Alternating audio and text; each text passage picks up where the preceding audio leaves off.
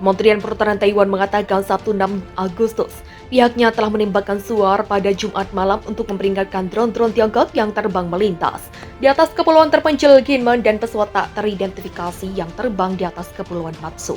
Demikian dilaporkan Reuters sebagaimana dikutip Fresh New Asia. Sabtu 6 Agustus, Kementerian mengatakan pasukan di kedua wilayah yang berada di seberang daratan Tiongkok tersebut dalam keadaan siaga tinggi setelah Beijing meluncurkan latihan militer skala besar minggu ini sebagai respons atas kunjungan Ketua DPR AS Nancy Pelosi ke Taiwan. Militer Tiongkok melakukan beberapa penyerbuan singkat di garis batas yang membelah Selat Taiwan, dimulai pada Rabu 3 Agustus dan berlanjut hingga Kamis 4 Agustus pagi, kata seorang sumber Taiwan kepada Reuters.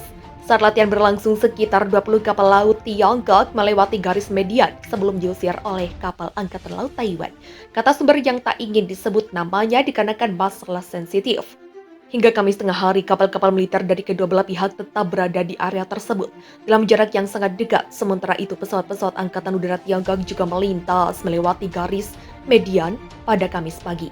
Aksi yang memaksa Taiwan mengirimkan jet dan menempatkan sistem rudal untuk melacak pergerakan mereka, kata sumber tadi.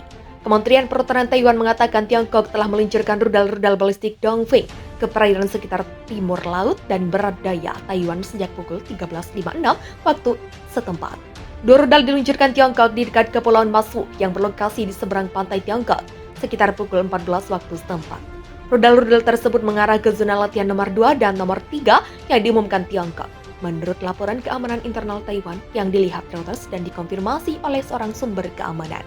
Kapal dan pesawat Cina kian dekati Taiwan, Taipei siagakan rudal.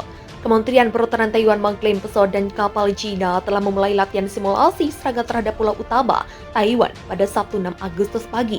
Sebagaimana diberitakan Reuters, kemahan Taiwan mendeteksi beberapa kelompok pesawat Cina di Selat Taiwan, dengan beberapa di antaranya melewati garis median.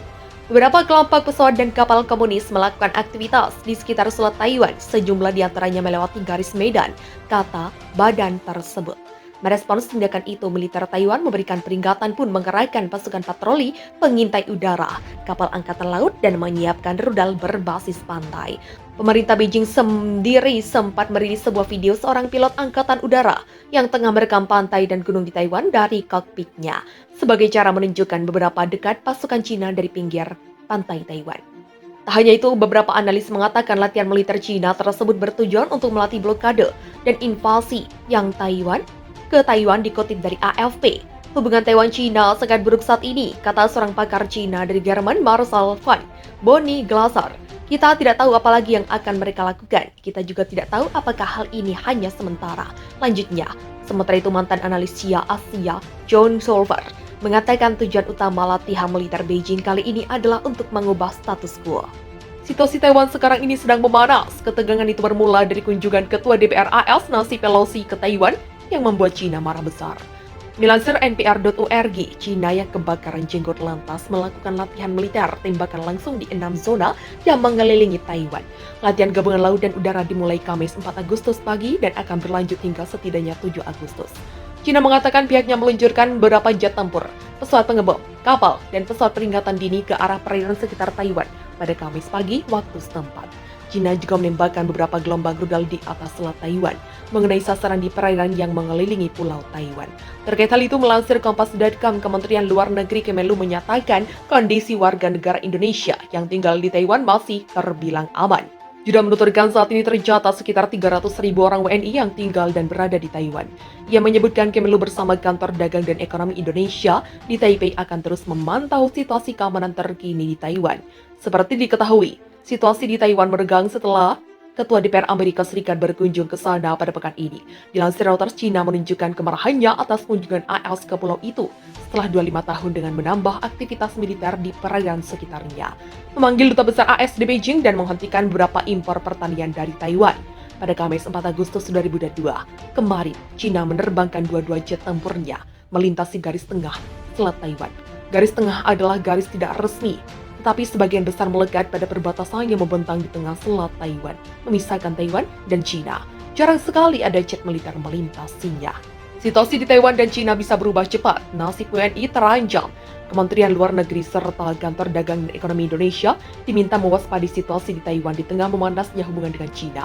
Seperti diketahui, konflik Taiwan dengan Republik Rakyat Cina tengah memanas setelah Ketua DPR Amerika Serikat Nancy Pelosi mengunjungi negara pulau yang disengketakan itu pada 2 Agustus 2022.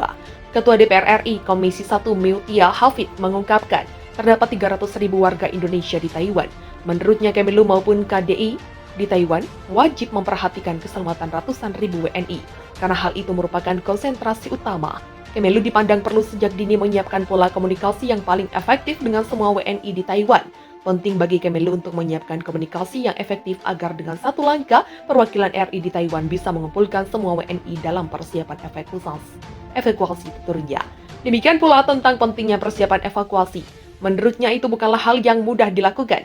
Kemenlu juga dimintanya sejak dini bekerja sama dengan maskapai penerbangan maupun TNI agar evakuasi nantinya berjalan aman dan lancar. Kabar terakhir, Tentara Pembebasan Rakyat Cina menggerakkan 1 gugus tempur lengkap kapal induk yang melibatkan kapal selam bertenaga nuklir dalam latihan di perairan sekitar Pulau Taiwan. Normalnya, 1 unit kapal selam nuklir selalu mendampingi 1 gugus kapal induk dalam menjalankan misinya, kata peneliti senior pada Naval Research Academy PLA, Zhang Junxi, Kamis. Ia tidak menyebutkan nama kapal induk yang pertama kalinya diikut-sertakan dalam misi latihan pencegahan kapal induk musuh tersebut. Namun beberapa media Cina mengunggah foto Shandong, kapal induk kedua Cina, yang menjalankan misi pertamanya di bawah koordinasi Komando Armada Timur PLA tersebut pada Kamis hingga Minggu 7 Agustus. Beberapa armada lain juga turut bergabung dalam misi tersebut.